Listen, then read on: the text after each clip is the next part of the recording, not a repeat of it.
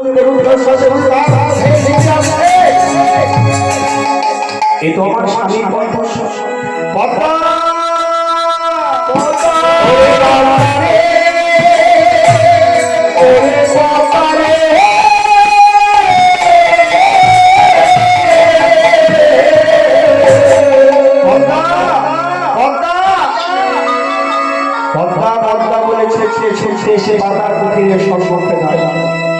স্বামী তুমি এসে গেছো।